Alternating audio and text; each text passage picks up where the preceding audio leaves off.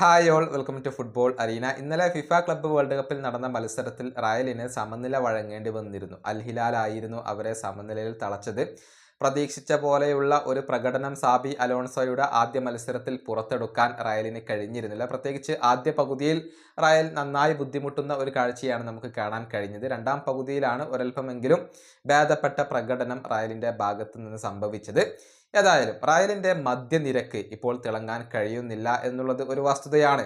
Tony ക്രൂസിനെ പോലെയുള്ള ഒരു താരത്തെ മിസ് ചെയ്യുന്നുണ്ട്. അതുപോലെ തന്നെ ലൂക്ക മോഡ്രിച്ച് ക്ലബ്ബ് വിടുകയാണ്. അതുകൊണ്ട് തന്നെ റയലിൻ്റെ മധ്യനിരയിൽ മികച്ച പ്ലേ മേക്കർമാരുടെ അഭാവം അത് വല്ലാതെ നിഴലിച്ച് കാണും എന്ന കാര്യത്തിൽ സംശയങ്ങൾ ഒന്നുമില്ല.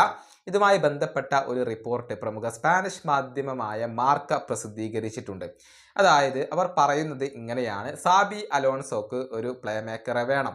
ഈ സമ്മർ ട്രാൻസ്ഫർ ജാലകത്തിൽ ഒരു പ്ലേ മേക്കറെ സൈൻ ചെയ്യാൻ സാബി അലോൺസോ ക്ലബിനോട് ആവശ്യപ്പെട്ടിരുന്നു.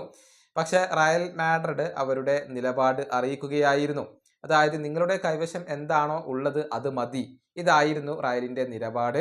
അതാണ് സാബിയെ അറിയിച്ചിട്ടുള്ളത്. അതായത് ഒരു പ്ലേ മേക്കറെ ഇനി ക്ലബ്ബ് സൈൻ ചെയ്യില്ല, നിലവിൽ ക്ലബിനകത്തുള്ള താരങ്ങൾ മതി എന്ന ഒരു നിലപാടാണ് റയൽ മാഡ്രിഡ് സ്വീകരിച്ചത് എന്നാണ് മാർക്ക ഇപ്പോൾ കണ്ടെത്തിയിട്ടുള്ളത്. അതായത് ഇനി മികച്ച ഒരു പ്ലേ മേക്കർ വരാനുള്ള സാധ്യതകൾ കുറവാണ്. ഏഞ്ചലോ സ്റ്റില്ലറിൽ റയലിന് താല്പര്യമുണ്ട് എന്നുള്ള റൂമറുകൾ ഉണ്ടായിരുന്നു. അദ്ദേഹം വരുമോ ഇല്ലയോ എന്നുള്ളത് വ്യക്തമല്ല.